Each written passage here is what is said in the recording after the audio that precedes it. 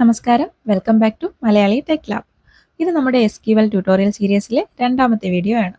ഇന്നത്തെ വീഡിയോയിൽ എന്താണ് ഡേറ്റാബേസ് യൂസ് ചെയ്യുന്നതിൻ്റെ ആവശ്യം എന്താണ്, SQL എവിടെയാണ് നമ്മൾ യൂസ് ചെയ്യുന്നത്, ഇതൊക്കെയാണ് ഡിസ്കസ് ചെയ്യാൻ പോകുന്നത്. ആദ്യം എന്താണ് ഡേറ്റാബേസ് എന്ന് നോക്കാം. സിമ്പിളായി പറയുകയാണെങ്കിൽ ഡേറ്റ സ്റ്റോർ ചെയ്യാനും ഓർഗനൈസ് ചെയ്യാനും വേണ്ടി യൂസ് ചെയ്യുന്ന ഒരു സിസ്റ്റമാണ് ഡേറ്റാബേസ്.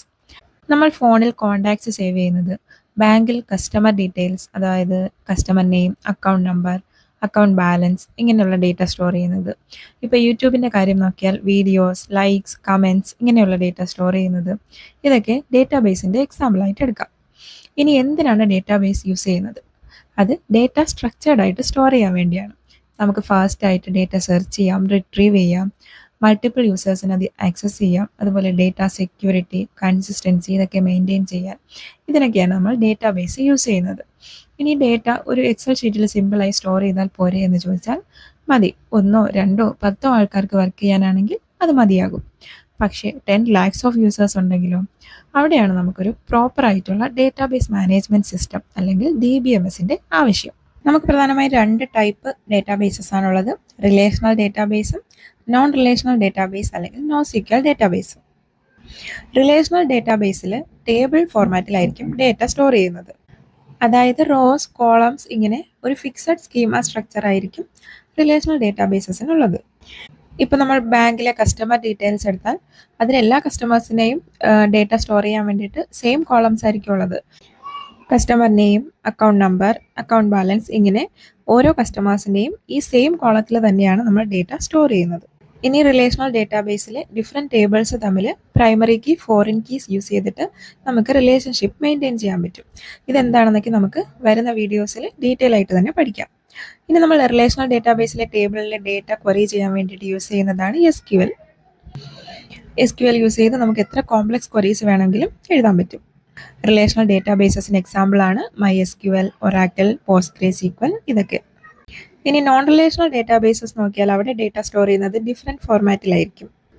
എപ്പോഴും ഡേറ്റ ഒരു ടേബിൾ ഫോർമാറ്റിൽ തന്നെ സ്റ്റോർ ചെയ്യാനായിട്ട് നമുക്ക് എല്ലാ ഡേറ്റയ്ക്കും ഫിക്സഡ് സ്കീമ ഉണ്ടാവണം എന്നില്ല. ചിലപ്പോഴൊക്കെ സ്കീമ ഡൈനാമിക് ആവാം. അതായത് ഓരോ റെക്കോർഡിനും ഡിഫറെൻറ്റ് ടൈപ്സ് ഓഫ് കോളംസ് അല്ലെങ്കിൽ ആട്രിബ്യൂട്ട്സ് ഉണ്ടാവാം. ഇങ്ങനെ വരുമ്പോൾ അതിനെ ഒരു ടേബിൾ ഫോർമാറ്റിൽ സ്റ്റോർ ചെയ്യാൻ ബുദ്ധിമുട്ടായിരിക്കും.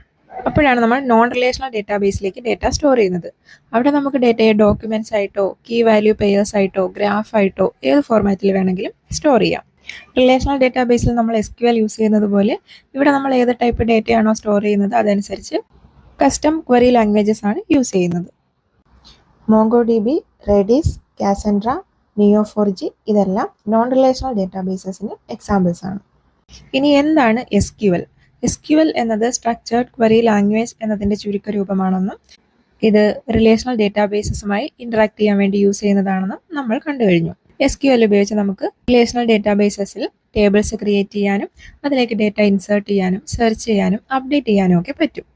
നമ്മളിപ്പോൾ ഒരു വെബ്സൈറ്റിൻ്റെ എക്സാമ്പിൾ എടുത്താൽ നമ്മളൊരു വെബ്സൈറ്റിലേക്ക് എൻ്റർ ചെയ്യുന്നത് നമ്മുടെ യൂസർ നെയിമും പാസ്വേഡും കൊടുത്തിട്ടായിരിക്കും. നമ്മുടെ യൂസർ നെയിമും പാസ്വേഡും കൊടുത്ത് ലോഗിൻ ചെയ്യുമ്പോൾ നമ്മുടെ പ്രൊഫൈൽ പേജിലേക്ക് നമുക്ക് പോകാൻ പറ്റും. അതെങ്ങനെയാണ് സംഭവിക്കുന്നത്? ഓരോ യൂസറിൻ്റെയും യൂസർ ഐഡിയും പാസ്വേഡും സേവ് ചെയ്തിരിക്കുന്ന ഒരു ഡേറ്റാബേസ് അവിടെ ഉണ്ടാവും. നമ്മൾ നമ്മുടെ യൂസർ ഐഡിയും പാസ്വേഡും കൊടുത്തു കഴിയുമ്പോൾ അതുപയോഗിച്ച് ആ പർട്ടിക്കുലർ യൂസറിൻ്റെ പ്രൊഫൈൽ ഫെച്ച് ചെയ്തെടുക്കാൻ വേണ്ടി അവിടെ യൂസ് ചെയ്യുന്നത് SQL ആണ്. അതുപോലെ നമ്മൾ ഓൺലൈനായിട്ട് പ്രോഡക്റ്റ് പർച്ചേസ് ചെയ്യുന്നത്, അതുപോലെ ഹോസ്പിറ്റൽസിലെ പേഷ്യൻ്റ് റെക്കോർഡ്സ്, ബാങ്ക് ട്രാൻസാക്ഷൻസ് ഇങ്ങനെ പല സിറ്റുവേഷൻസിലും SQL യൂസ് ചെയ്യാൻ പറ്റും. അപ്പോൾ നമ്മൾ ഇന്നത്തെ വീഡിയോയിൽ എന്താണ് ഡേറ്റാബേസ് എന്ന് കണ്ടു, ഡേറ്റാബേസ് ഏതൊക്കെ ടൈപ്പ് ഉണ്ടെന്ന് കണ്ടു, അതുപോലെ SQL എങ്ങനെയാണ് യൂസ്ഫുൾ ആകുന്നതെന്നും കണ്ടു. ഇനി അടുത്ത വീഡിയോയിൽ നമുക്ക് MySQL ഇൻസ്റ്റാൾ ചെയ്യാനും അതിലെങ്ങനെ ക്വറി റൺ ചെയ്യാമെന്നും നോക്കാം. വരുന്ന വീഡിയോസ് മിസ്സാവാതെ കാണാൻ വേണ്ടി ചാനൽ ഒന്ന് സബ്സ്ക്രൈബ് ചെയ്ത് വെച്ചോളൂ. പിന്നെ വീഡിയോസ് ഇഷ്ടമാവുന്നുണ്ടെങ്കിൽ ലൈക്ക് ചെയ്യാനും നിങ്ങളുടെ സജഷൻസും ഡൗട്ട്സും കമൻറ്റ് ചെയ്യാനും മറക്കണ്ട. അപ്പോൾ നമുക്ക് അടുത്ത വീഡിയോയിൽ കാണാം. താങ്ക്